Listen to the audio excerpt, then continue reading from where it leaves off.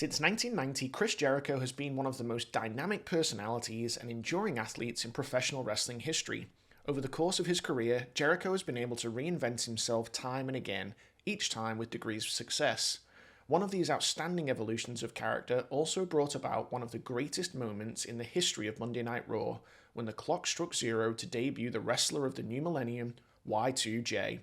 Welcome to One Fall Theory. In today's video, we're going to be looking at the incredibly successful 2007 autobiography, A Lion's Tale by Jericho with Peter Fortnatale. Specifically, we're going to be looking at a passage that provides us with an insight into the moment that Jericho debuted against the most popular superstar in wrestling, The Rock. Stick around until the end of the video because, as always, I'm going to share with you my thoughts on this passage. Now that I was an official WWF superstar, I was on the phone with Russo constantly, discussing ideas and scenarios. He seemed to be as excited about me coming in as I was, because my arrival into the WWF was going to be a huge deal, and the company was already thinking of ideas for my debut. So was I. I was dropping off some mail at the post office when I saw a clock on the wall counting backwards. Underneath the clock it said, "Countdown to the New Millennium." It was 6 months before the year 2000, and the clock was keeping track of the time until New Year's Eve. 176 days, 17 hours, 8 minutes, 12 seconds, 11 seconds. I thought, that would be a cool way for someone to come into the... Wait, that's a cool way for me to come into the WWF. The WWF was famous for airing vignettes before a new character's arrival to build anticipation and excitement. I just discovered my vignette. I called Russo and he promised to run my idea past Vince that day. The Millennium Clock idea was timely, because I'd been trying to think of a replacement for the Lionheart name for a while. I'd been using it for years, and I wanted to come into my new company with a new look, a new name, and a new nose. Well, 2 out of 3 ain't bad. So it was goodbye Lionheart, hello Millennium Man. I would enter the WWF promising to be the performer to take the company into the year 2000 and beyond. Russo called me back later that day and said not only did Vince love the idea, but he was going to calibrate the clock to start a month before my debut. This way, it would hit zero right at the exact moment of my first WWF appearance on August 9th, 1999. A month beforehand, I flew to the WWF offices in Stamford, Connecticut to nail down the details of my debut. I met with Jim Johnston, who wrote the music for all the superstars. We spent an hour talking about who I was and what my character's attitude was, so we could get a feel for what my entrance music should sound like. Instead of recycled TBS basketball music, I was getting a custom-made fancy pants song just for me. I met with Kevin Dunn, the producer of Raw, to talk about my entrance video and his plan of using a double blast of pyro to give my arrival extra impact. As I took promo shots and went over merchandise ideas, again, I felt like I had stepped into Oz, except Oz was now spelt WWF, and Dorothy was bigger, sexier, and sporting a top knot. Come to think of it, I looked more like the Cowardly Lion. I went in for a meeting with the boss himself. His office had a view of the Stamford skyline and was decorated with WWF memorabilia. I sat down to a plush chair that was worth more than my apartment, and he pulled a script out of his desk for the movie Toxic Avenger 4, which included a part written specifically for me. "You've been here a day and you're already a movie star," he grumbled. My star-making role as Toxie's new sidekick was never mentioned again, but it was a nice dangled carrot anyway. Then Vince hit me with a bombshell. His idea was to have the countdown to the new Millennium Clock reach zero right smack dab in the middle of a promo by The Rock. I was floored, because interrupting The Rock took me to the biggest level right off the bat. It was a great example of VKM's genius, as he'd taken my already good idea and increased it 1,000-fold. We were a good team already. Then Vince asked me what my finishing maneuver was, and I explained that it was a submission similar to the Boston Crab. He was reluctant to have me use a submission, feeling that I was more of an explosive pinfall type guy. I would have used a sweaty sock as a finish if he'd wanted me to, and I wasn't going to disagree, but I told him whether I was using a pinfall or a submission, I wanted to call my finish the Y2J problem. Y2J was a takeoff, the much ballyhooed Y2K problem that was apparently going to destroy us all at midnight on January 1st, 2000. It didn't, although I personally was destroyed on that night. He smelt what I was cooking straight away and said, "That's not going to be the name of your finish. That's going to be your name, period. The Y2J problem? No, just Y2J. The rest is Jericho history. I was a nervous wreck the night before the clock was supposed to first appear on Raw. I'd been in the business long enough to know to never count on anything until it happened. I still didn't quite believe that I could actually be going to the WWF. Sure enough, midway through the show, the screen went to a neon blue graphic that said, "Countdown to the Millennium." While the numbers clicked backwards, 28 days, 1 hour, 4 minutes, 11 seconds, 10 seconds, 9 seconds. Each click accompanied by an awesome whooshing sound effect. It was definitely happening. I spent that week writing my debut promo.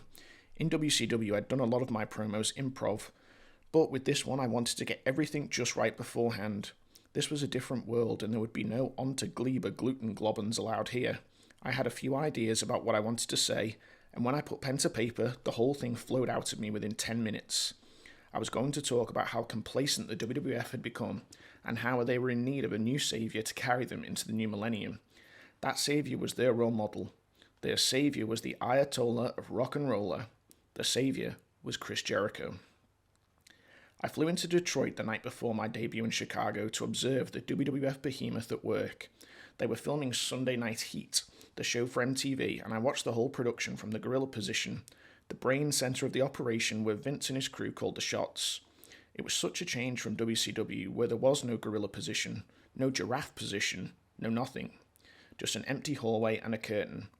But Vince was hands-on running everything, just like the Wizard, manipulating everything from behind the black curtain.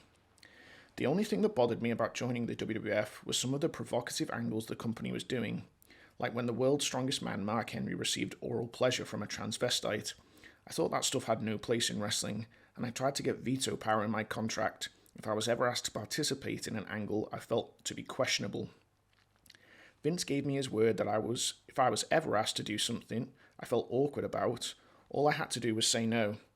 I remembered his words when I watched Heat that night. A character named Meat got his drink spiked with Viagra, which forced him to wrestle with a huge boner. This effect was subtly achieved by stuffing a dildo down Meat's Calvin Klein underwear-looking trunks. The finish of the match saw his opponent, the Big Boss Man, take his nightstick and whack poor Meat in the cock. I watched all of this in amazement, thinking, what have I gotten myself into? The next morning, I arrived at the Allstate Arena in Chicago. I suited up in my new Y2J costume, a pair of Harley-Davidson leather pants, and a silver rave shirt I bought from a hip-hop shop. I was taking Jimmy Hart's darling advice of wearing colour to the max. Besides, I had a lot to live up to if I was going to dub myself the most charismatic showman to ever enter your living room via a television screen. I put my hair into the Gene Simmons top knot, combed the Billy Goat beard I'd grown for the occasion, looked in the mirror, and gave myself a Billy Idol sneer.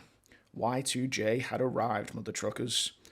My costume complete, I walked out of the dressing room as cocky as a male porn star, acting like I owned the place.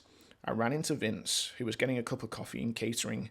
He looked me up and down, his eyes settling on my ridiculous hairstyle. "That's cheap heat, Vince." "Indeed," he nodded with a weird look on his face and strutted away. I went over my promo with Russo, and he didn't have any major concerns or changes. The Rock joined us, we rehearsed the whole thing once in catering, and that was it. Rocky and I were both trained professionals, and we knew what to do.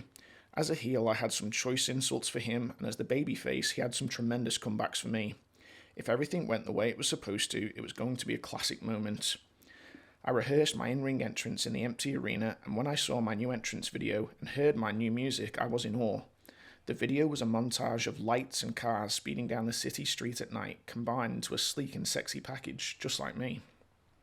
The music was even better, with the opening tagline of "Break the Walls Down" setting the tone as a heavy grooving guitar riff kicked in. The tune made me feel like I was walking up to the Pope and kicking him right in the rosaries. In a moment, that brought everything full circle.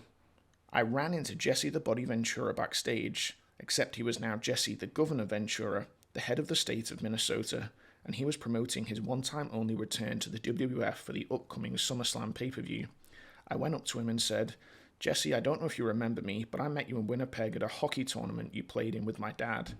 I told you that I wanted to be a wrestler, and you gave me some great advice that helped me get here today."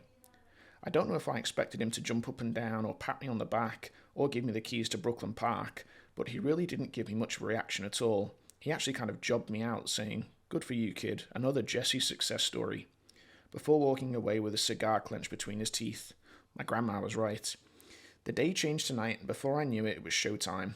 Monday Night Raw started with a hailstorm of bombs and fireworks as the whole crew gathered around the backstage monitor to watch Jim Ross hard selling the night's show. The clock hit 0 tonight. What could this mean? JR screamed with excitement. A lot of the Chicago fans already knew what the clock signified. Some of them had brought role model signs and others were chanting Jericho, but all of them were right with anticipation about what the clock was going to reveal. Like a Viking warrior, I was ready for battle when I was called to the gorilla position to get ready for my cue. The Rock's music began and the two of us hit knuckles as he stepped through the curtain to a thunderous reception. I said a quick prayer thanking God for the opportunity and asking for his help in making it a success. Midway through the Rock's promo, the countdown clock appeared and the crowd exploded. The Rock turned his steely stare towards the gigantic Tron displaying the graphic. 15, 14, 13. This was it. After 9 years of back-breaking physical and mental challenges, I was finally here. 12, 11, 10. The crowd worked themselves into a frenzy as the numbers spiraled backwards towards 0.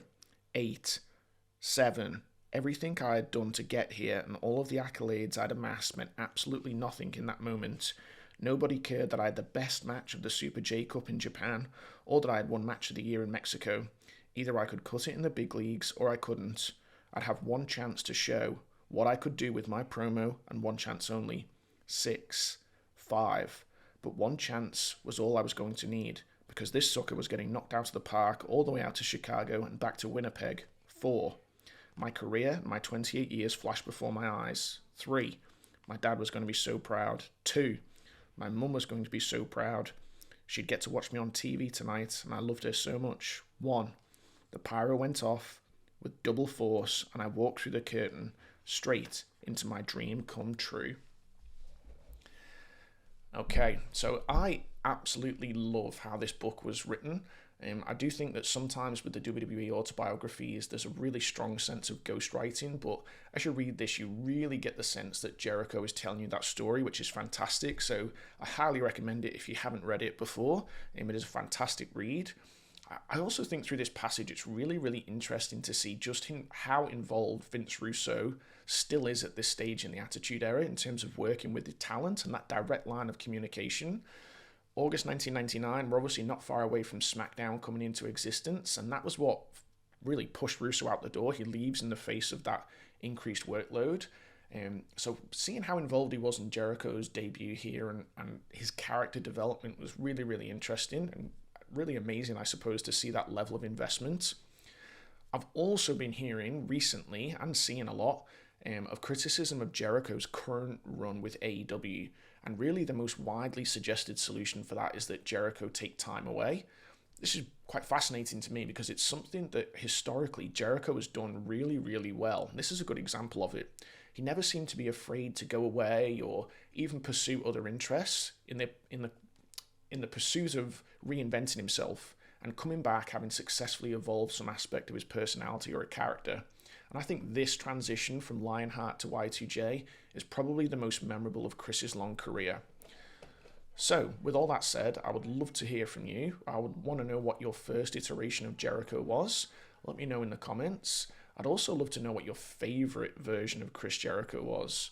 Many of you will know that the majority of Jericho's career has been detailed through different volumes of his autobiographies, so if you've got a favourite moment, let me know about it, and maybe it's something that we can discuss in a future video. But until next time, this has been One Full Theory, where we smarten up and smack down.